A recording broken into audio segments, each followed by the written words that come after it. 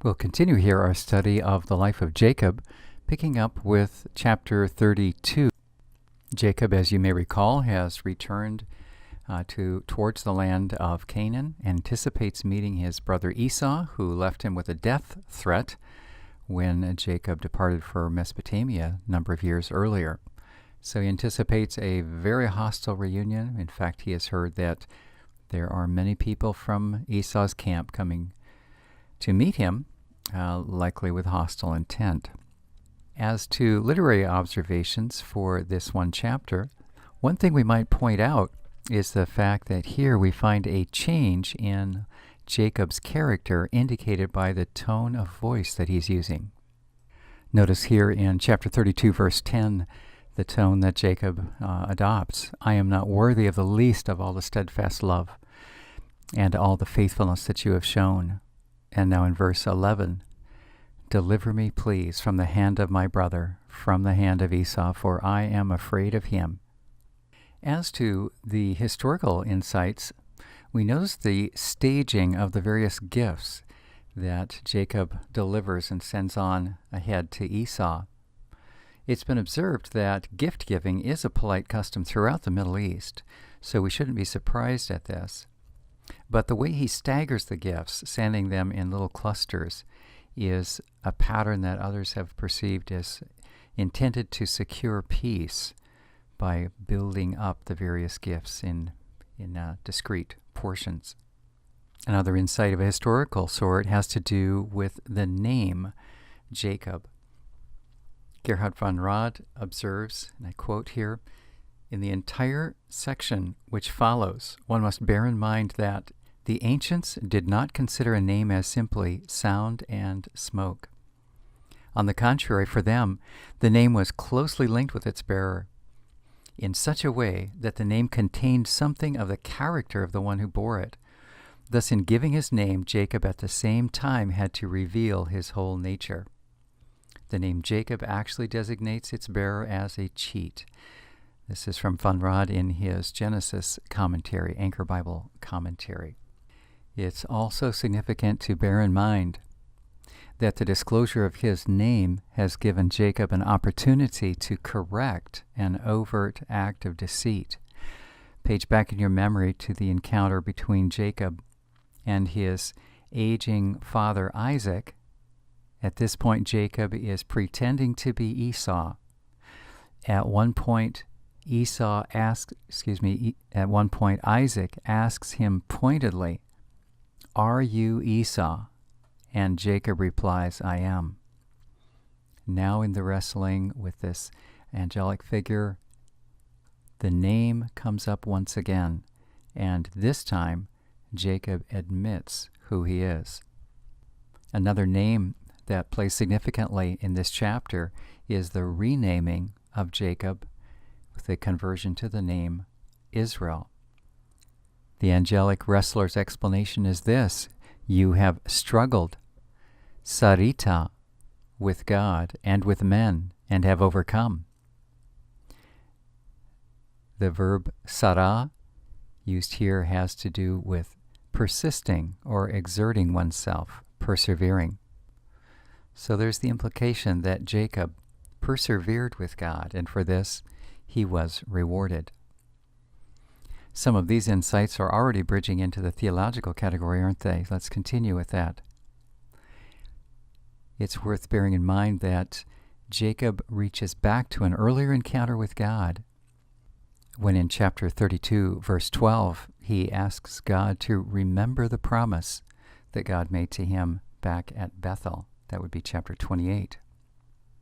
An intriguing question to reflect on in this passage is not only whom did Jacob wrestle, but also who won this encounter. I encourage you to reflect on these, and I think you'll be intrigued at some of the insights that can arise consequently. As we move to chapter 33, under the heading Literary, we want to observe the theme of the portrayal of Jacob in this passage, how humble he is, similar to his encounter with God, pleading with God for help in 32, and now very humble. This is not the clever trickster that Esau knew in his brother earlier. Historically speaking, we can observe that Esau's initial refusal of the gifts offered by Jacob would reflect proper response in the Eastern custom. Some countries of Asia continue this custom today. Theologically speaking, we find here the miracle that Esau, the angry, vengeful Esau, has been transformed, and he becomes a peaceful brother. And finally, as Jacob makes his way along to an area in northern Canaan, to Shechem, there he stops to build an altar, which we've seen the activities of his father and grandfather as signs of devotion to God, a point of renewal. When we come to chapter 34, we encounter a very painful experience. Dinah, sometimes pronounced Dinah, is one of the children of Jacob. Her name means literally to vindicate or to judge, in the sense of rectifying an injustice. Her mother was Leah, and evidently she felt, as she was blessed with yet one more child, that God had vindicated her for the competition and the sense of disparagement expressed by her sister Rachel. Under the historical heading, you'll recall that in this chapter we have an account of one of the local men, Shechem, who falls in love with Dinah, but then rapes her, and then we see that her brothers, Simeon and Levi, set up a scheme to vindicate her. Even this is connected, isn't it, with her name, reading it on a different level than her receiving the name as an infant. Nahum Sarna observes this about Middle Assyrian law. He writes, Middle Assyrian law tells us that in the case of rape of an unbetrothed woman, so one not yet engaged to be married, the guilty man must compensate the woman's father a fixed amount of silver, over and above any bride price. And the father may determine whether the aggressor must marry her. In this regard, it's quite similar to the instructions we find actually in Exodus chapter 22, verses 15 and 16. Next, we want to observe what exactly was Simeon and Levi's relationship to Dinah. From this list of family relationships, notice mother Leah, one of the wives of Jacob, and you see the sons that she bore, Reuben, Simeon, Levi, Judah, Issachar, Zebulun, and then after Zebulun, daughter Dinah. I want to call attention to the fact that the two brothers, two sons of Jacob, who were the primary actors in this very harsh and murderous vindication against the Shechemites, these were actually full-blood brothers of Dinah, not a half-sibling, as would have been the case with someone like Gad or Asher. These were ones who considered Dinah an especially close sibling. Thinking theologically, two messages we can hear out of this chapter concerning violence. On the one hand, the clear declaration that the violence committed against Dinah was very painful and very wrong. Jacob's sons are properly filled with grief and fury as they declare in verse 7, such a thing should not be done. And yet the extent of their vindication mounts to a level that exceeds what is reasonable and proper justice. Their father Jacob makes this clear when he notes that the fierce anger of Simeon and Levi was not the proper response. He condemns their revenge here in verse 30. And then years later, recorded in Genesis 49, verses 5 through 7, he declares, Simeon and Levi are a pair. Their weapons are tools of lawlessness. Let not my person be included in their counsel, let not my being be counted in their assembly. For when angry, they slay men. And so on. This does not excuse the initial crime of rape, but it says there should be a restraint lest vindication go over the top. As we encounter this passage, I wonder if you're noticing, as I am, a certain thread of escalating deceit. Early on, we saw Abraham and also his son Isaac deceiving some neighboring peoples in order to safeguard their own lives, admittedly at the expense of their wives' safety. In the case of Jacob, we've seen him reach out to usurp status and material benefit, achieving it through deception. And now his own sons, 2 of them, invoke deception with the purpose of wreaking a deadly revenge on behalf of their violated sister. Deceit in each case for various reasons, but it becomes more and more deadly as time goes on. As we reach Genesis 35, we may be inclined to wonder why it is we're encountering some events that we've already seen before. For example, Jacob's name change is announced here, and yet we saw it in chapter 32. This place comes to be called Bethel again, and didn't we encounter it as Bethel back in 28? Here are some thoughts to add to further understand why this is reprised in a sense. Although on the surface it appears to contain accounts repeated because of differing sources, and that would be one explanation of this. Careful reading, I believe, shows we have reached a concluding point in the story. Notice, for example, that there are 3 characters who at this point will die. Deborah, nurse of Rachel, Rachel herself, and also grandfather Isaac. Also, there is a summary of Jacob's sons.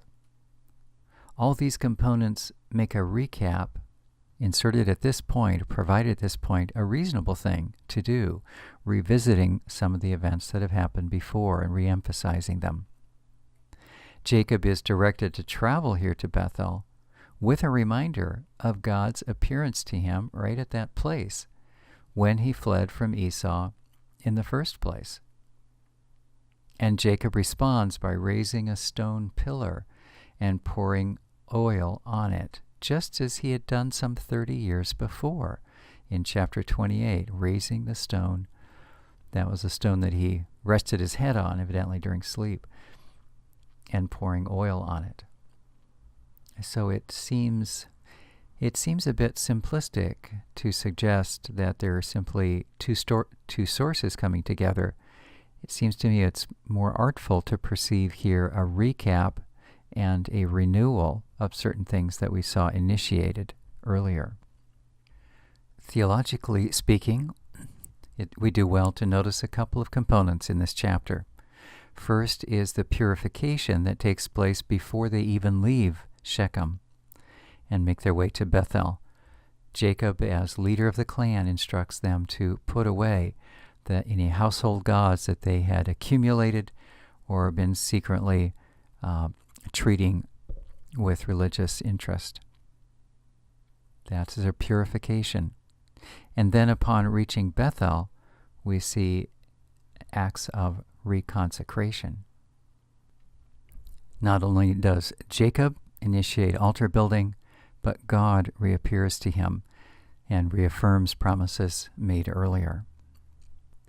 It can be useful to ask the question, at this particular slice in the biblical account of the development of people in relationship with God, eventually leading to Moses, the nation, the temple, with much formalized expressions of worship. At this particular point of the patriarchs, what was their religion like? How did they connect with God? Here are some observations that the writers of Old Testament survey have usefully accumulated for us. They notice, for one thing, that the portrayal of God is highly personal. God of a particular individual, not yet of a nation. So God of my father Abraham, of my father Isaac. This is how Jacob describes God. Next, In contrast to the typical pattern for Canaanite gods, the God of Abraham was not perceived as limited by any particular locale. In contrast, then, Canaanite theology would say that a particular God was limited to, or his power was restricted to, a particular region. So it might be a city god or a mountain god or some other feature like this. But then if you were to move outside that particular locale, then the power of that god would be diminished or lost entirely. Next, we observe that the patriarch's expression of their relationship with God involved the building of altars from time to time. But there is no single centralized sacred space where they would always gravitate back towards the same one. We have seen Bethel as a double-use site in Genesis 28 and now most recently in 35, but that's not the only site where they connected with God in formal ways. We want to observe the fact that there is no priesthood, that is to say, there are no particular members of the family who are set aside for sacred service. It's simply the leader of the family who operates to connect his group with God.